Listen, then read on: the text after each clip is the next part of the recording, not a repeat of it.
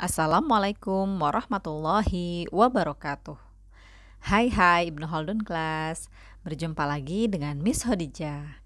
Pertemuan kali ini kita akan belajar bahasa Indonesia dengan tema hewan dan tumbuhan peliharaan. But before we study, don't forget to say basmalah. Bismillahirrahmanirrahim.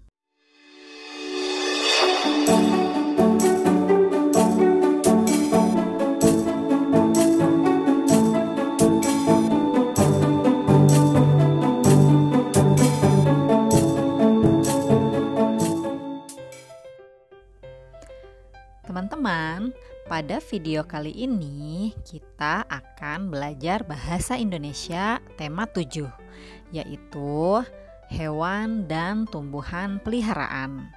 Nah, di tema ini kita akan membahas tentang membaca dan menemukan isi cerita dongeng binatang atau biasa disebut juga dengan fabel. Tapi untuk menemukan isi cerita dan dapat menyampaikan kembali dongeng tentang binatang atau fabel, maka sebelumnya kita harus memahami terlebih dahulu unsur-unsur dalam sebuah cerita. Apa saja unsur-unsur yang ada dalam sebuah cerita? Kita akan bahas satu persatu. Yang pertama adalah tema. Tema adalah pokok pikiran yang melandasi sebuah cerita.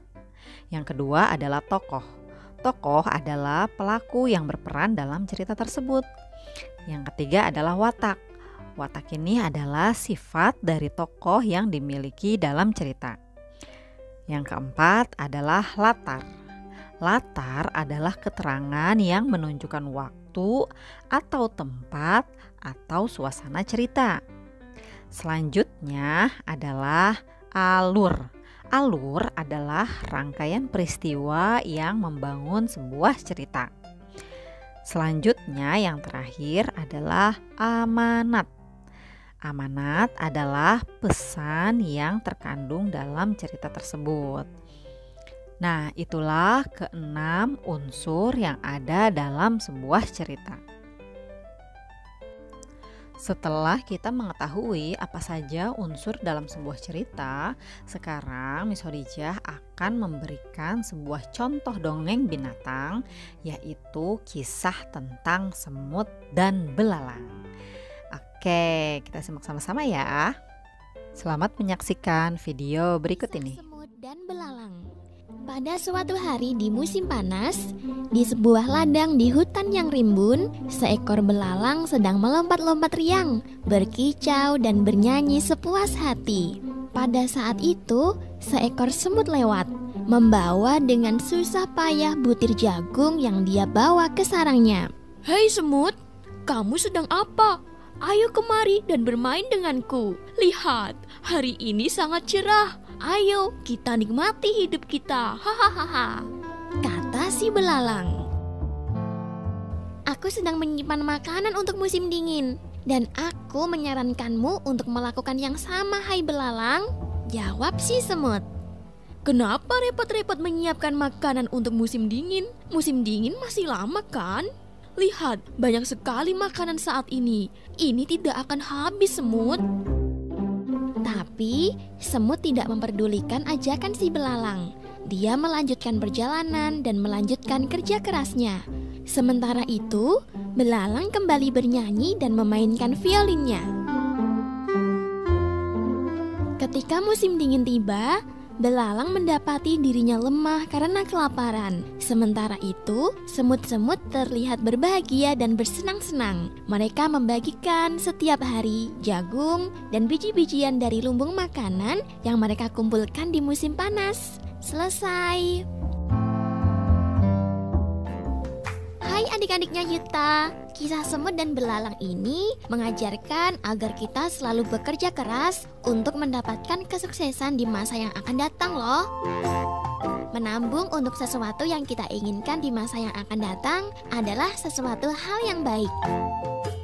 Nah, pesan Yuta lainnya, kamu jangan terlena dengan keadaanmu saat ini. Bisa jadi saat ini kamu bahagia dan punya segalanya, tapi kamu tidak tahu kan apa yang terjadi di masa depan? Masa depan yang sukses dan bahagia akan kamu raih kalau kamu bekerja keras. Terima kasih. Nah, itulah tadi kisah tentang semut dan belalang. Apakah teman-teman menemukan unsur yang terdapat dalam cerita tersebut? Jika iya, mari kita bahas bersama. Unsur yang pertama adalah tema. Nah, tema dari cerita tersebut adalah semut yang rajin dan belalang pemalas. Unsur kedua yaitu tokoh. Siapakah tokoh dalam cerita tersebut? Ya, tokoh dalam cerita tersebut adalah semut dan belalang. Unsur selanjutnya adalah watak atau sifat dari tokoh pada cerita tersebut. Di sini semut memiliki watak atau sifat yang rajin, sedangkan belalang adalah hewan pemalas dan juga keras kepala. Unsur keempat adalah latar. Latar pada cerita tersebut adalah di hutan. Unsur kelima adalah alur. Fabel tersebut menceritakan cara kedua hewan dalam menyiapkan diri pada perubahan musim. Semut bekerja keras untuk memenuhi cadangan makanan, sementara belalang asik bernyanyi dan bermain. Sehingga pada saat musim penghujan tiba, belalang kelaparan karena tidak memiliki cadangan makanan. Tapi semut pun berbagi makanan yang dimilikinya kepada belalang. Unsur yang terakhir adalah pesan.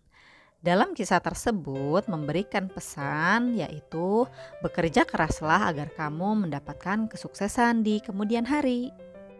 Itulah unsur-unsur yang kita temukan dalam kisah semut dan belalang. Nah, sampai di sini apakah teman-teman sudah jelas? Bila sudah, kita lanjut yuk ke materi berikutnya. Tentang apa ya? Yaitu tentang kata sapaan dalam dongeng. Apakah teman-teman ada yang mengetahui apa itu kata sapaan? Ya, kata sapaan adalah kata yang digunakan untuk menyapa atau menegur lawan bicara. Dalam menyapa, kita harus menggunakan bahasa yang santun kepada siapapun. Nah, kata sapaan itu terdapat dalam beberapa macam. Yang pertama adalah nama diri. Contohnya Mita, Rudi, Ajeng, Bayu. Kedua adalah panggilan keluarga. Contohnya bapak, ibu, kakak, adik, paman. Ketiga gelar atau profesi.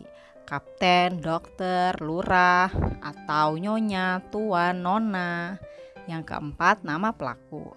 Penonton, peserta, atau hadirin. Selanjutnya adalah contoh penggunaan kata sapaan. Coba teman-teman perhatikan ketiga gambar tersebut. Kita lihat bagaimana kata sapaan yang tepat. Gambar yang pertama adalah ayah, ibu, kami berangkat sekolah ya. Gambar kedua, saya sakit batuk dokter. Gambar yang ketiga, aku boleh pinjam pensil kak? Nah, di situ terdapat kata ayah, ibu, dokter, dan juga kakak, di mana kata tersebut digunakan untuk kata sapaan. Nah, itulah kata sapaan beserta contohnya. Sampai sini, apakah teman-teman sudah memahaminya? Apabila ada yang ingin ditanyakan, nanti kita bisa bahas pada pertemuan selanjutnya. Demikianlah pembahasan kita di video kali ini. Sampai bertemu lagi di video selanjutnya. Teman-teman silahkan mengerjakan tugas buku yang perintahnya ada di Al-Mumtazah ya. Kita akhiri dengan membaca hamdalah. Alhamdulillahirabbil alamin. Tetap jaga kesehatan, rajin cuci tangan, dan sholat 5 waktu. Wassalamualaikum warahmatullahi wabarakatuh.